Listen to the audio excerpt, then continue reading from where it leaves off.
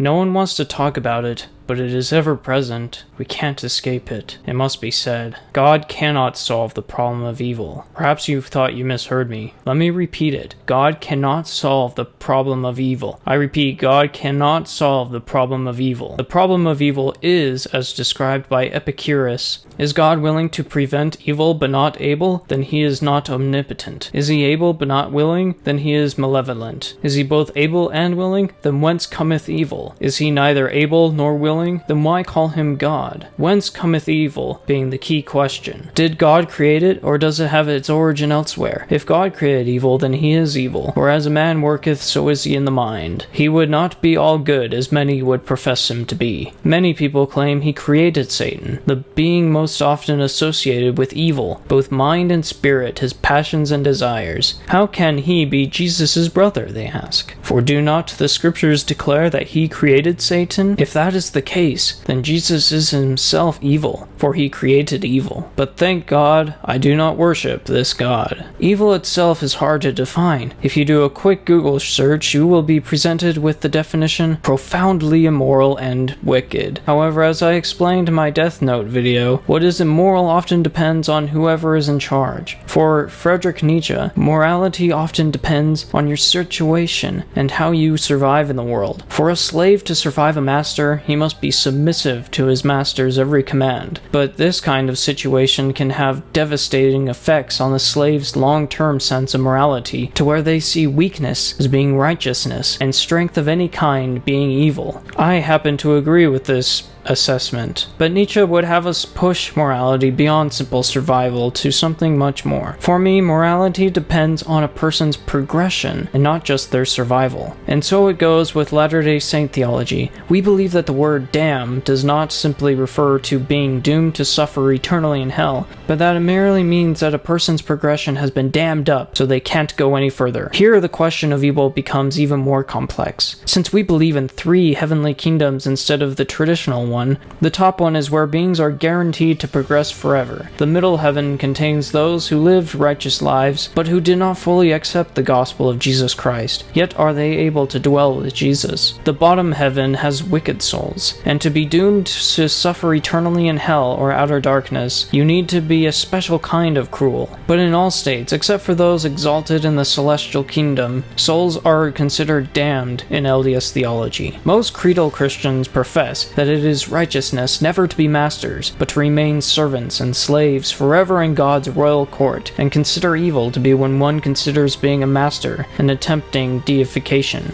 Although we believe that this faithful servant will get what he desires out of heaven, we nonetheless proclaim just the opposite. Evil is that which halts or threatens progression, whatever form that might take, and despair is the realization of untapped potential. Something is holding you back. There are so many of these lost souls in the world. They wander, not knowing how to go on. I don't need to remind you of the terrible things that have happened. Watch the news or History Channel. There will be moments in one's life in which dark clouds gather to blind the individual, and that person cries out, "Where is God? Is he dead? Has he abandoned us to suffer in the pits of despair? Or is he the cause of my very sorrow? Can he not heal the innocent and build up the brokenhearted?" And when we say this, we are on the precipice of becoming monsters. Then we would blame God for our transformation, and we say, "I am the monster you created." Life is itself evil, but Soren Kierkegaard said, "Life is not a problem to be solved, but a reality to be experienced." To think there is an easy way out is to commit what Albert Camus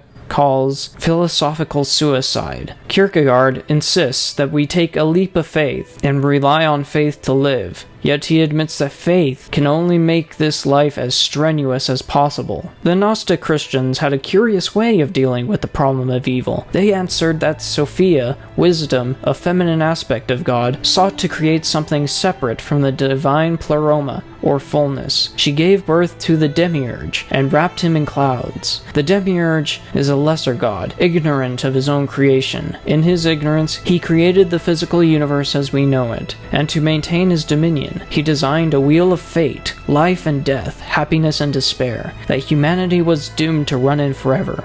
The message being that it is wisdom that evil should exist in the world. I tell you that this messy world is the result of a demiurge. He is in you and he is in me. Humanity is the demiurge. Joseph Smith taught, "We say that God himself is a self-existing being. Who told you so? It is correct enough, but how did it get into your heads? Who told you that man did not exist in like manner upon the same principles? Man does exist upon the same principles. The mind or the intelligence which man possesses is co-equal, co-eternal with God himself." And from the book of Abraham we learn that we assisted Christ in creating the physical world, but mankind fell when he rebelled against God in the Garden of Eden. Now we exist separate from the one true God, ignorant of our own creation, and living in an imperfect world ruled over by us. We are the demiurge. To take from another is tantamount to evil. From the moment we are born, we practice this art, perfecting the sin we've inherited. That's what life is, a continuous series of compounding sin. It is life itself that draws us into the darkness. I have accepted my fate. I know that I am evil, as are each and every one of you.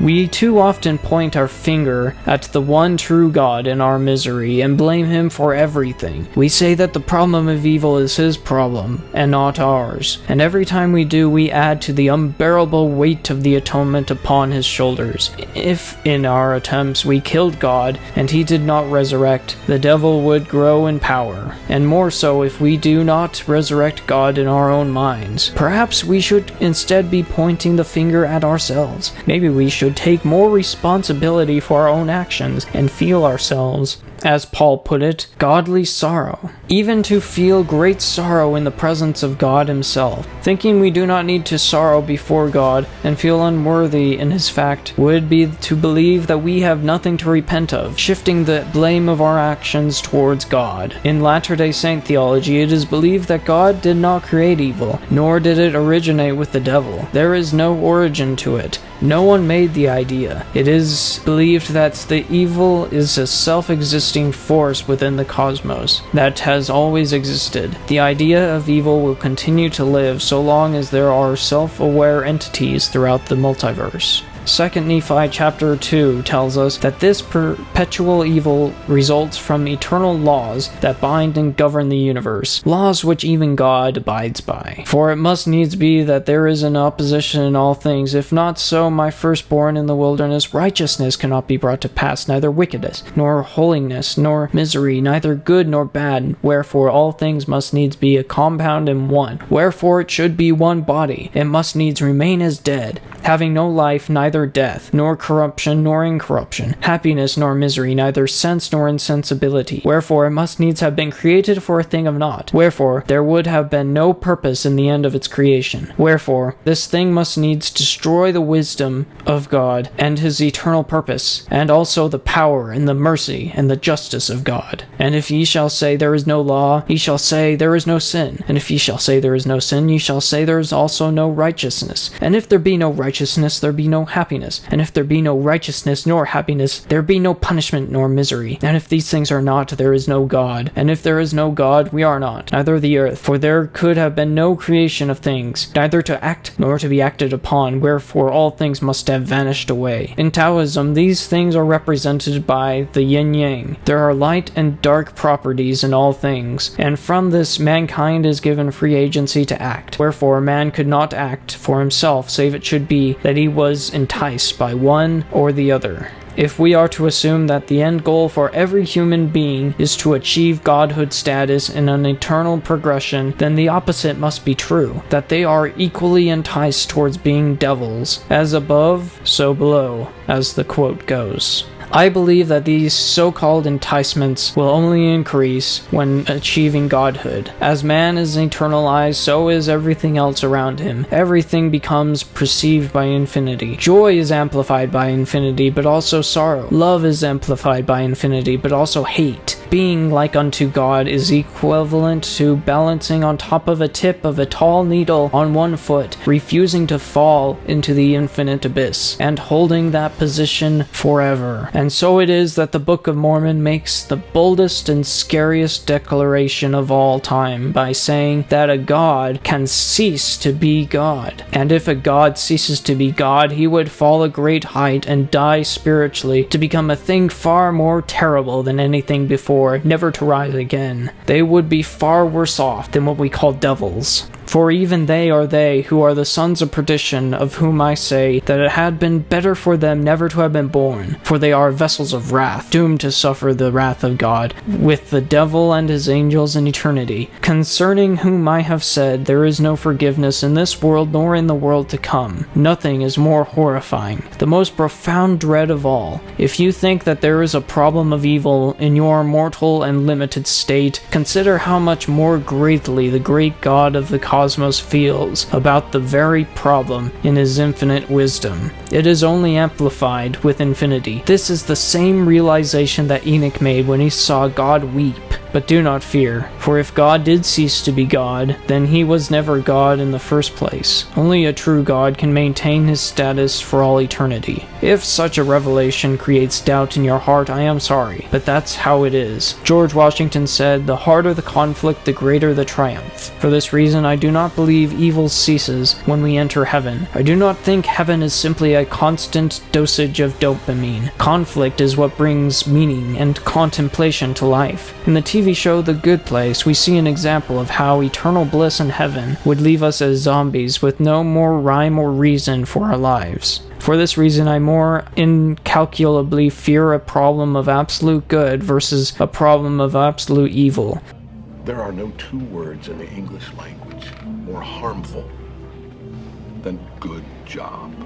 Because once you say those words, people don't feel the need to improve anymore. Humans need tremendous pressure to live up to high expectations. If you are a great individual, you will never get discouraged and quit. But indeed, for Kierkegaard, the eternal soul necessitates eternal despair. Despair is evidence of the eternal soul, for there is no true closure. Closure is a made-up thing by Steven Spielberg to sell movie tickets. Consider the quote, "No pain, no gain," or Nietzsche's famous maxim, "What doesn't kill me makes me stronger." But what about when someone is killed in the battle of life? Then those who still live can do their best to make the meaning out of their life. That is what happens. We create tombs for the unknown soldier, create suicide prevention charities, lower the flag to half-mast, create homeless shelters and hospitals, and make art that speaks to the human soul. In all the horrors of the world, there are still heroes willing to fight for those who cannot. When you look back on your life, your most profound moments happened when you were comforted by a friend or family member just after a devastating occurrence. Humans seem to relate and bond over each other's catastrophes far more deeply than shared high times. Everybody loves a hero. People line up for them, cheer them, scream their names, and years later they'll tell how they stood in the rain for hours just to get a glimpse of the one who taught him to hold on a second longer. I believe there's a hero in all of us that keeps us honest, gives us strength, makes us noble, and finally allows us to die with pride, even though sometimes we have to be steady and give up the thing we want the most. Even our dreams. As an observation, I feel like the rich and well-off are most often the ones complaining about the problem of evil. I see a man stuck in an iron lung and a man with no limbs at all talking about how much they enjoy life. If you're watching this, then the odds are you're better off than most. More so if you have a roof, running water, good clothes, good health, and a bed. You have to evaluate your complaints in that context. So when it comes to the problem of evil, does it mean that God is good or evil? Or why do bad things happen to good people and good things happen to bad people? Why does God allow suffering and sorrow? The answer should not matter because you have the unbearable weight of determining your attitude towards life. All we have to decide is what to do with the time that is given to us. Let us now turn to Joseph Smith to find out how he dealt with the problem of evil in the words of David L. Paulson. Joseph was no stranger to sorrow. He speaks, though inspired by God, from the crucible of his own experience. In section 127 of the Doctrine and Covenants, the prophet reflects, "The envy and wrath of man have been my common lot all the days of my life. Deep water is what I am wont to swim in." Indeed, Joseph faced continual persecution. He was tarred and feathered, subjected to numerous lawsuits, confined to intolerable conditions in dungeon-like jails. He was deeply affected by the death of his brother Alvin. His brother Don Carlos and his father also died prematurely. 4 of his 11 children, including twin sons, died at childbirth, and a 5th died at 14 months.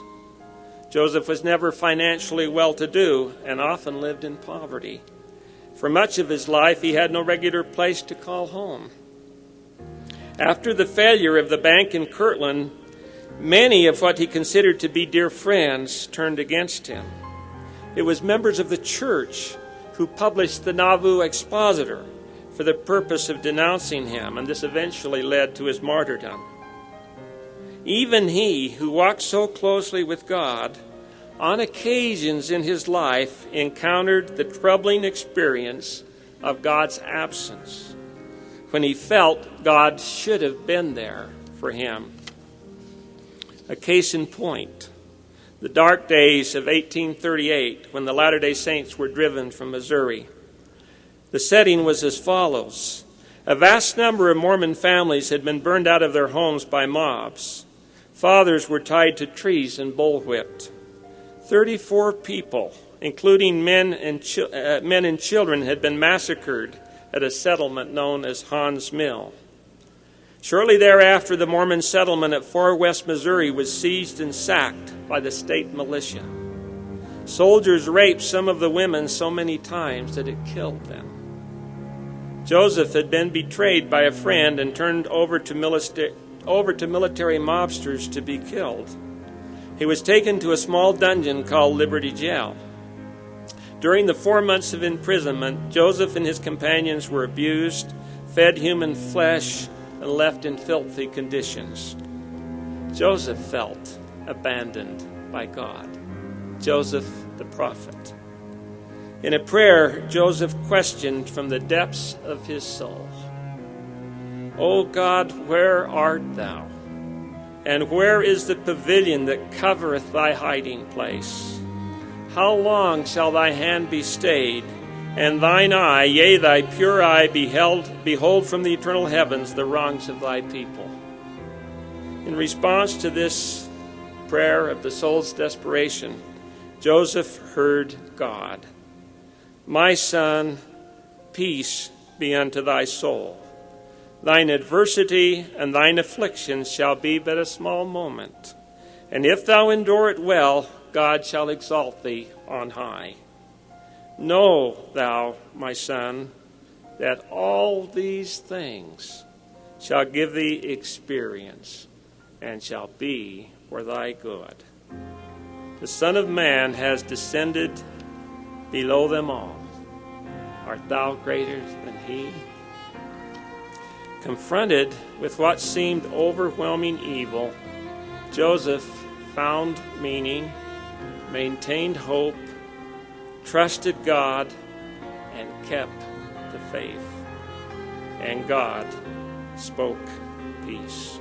If you still feel overburdened by the reality of the problem of evil, then perhaps you should get out and take a walk. Above all, do not lose your desire to walk. Every day I walk myself into a state of well-being and walk away from every illness. I have walked myself into my best thoughts, and I know of no thought so burdensome than one cannot walk away from it, but by sitting still, and the more one sits still, the closer one comes to feeling ill. Thus, if one just keeps on walking, everything will be all right, said Soren Kierkegaard. Thank you for watching. Tell me about it in the comment section if you disagree with anything I just said, and be sure to subscribe and click the bell icon so you can be updated on new videos, so you can continue to correct any of my errors or share a personal opinion. And remember to keep it righteous.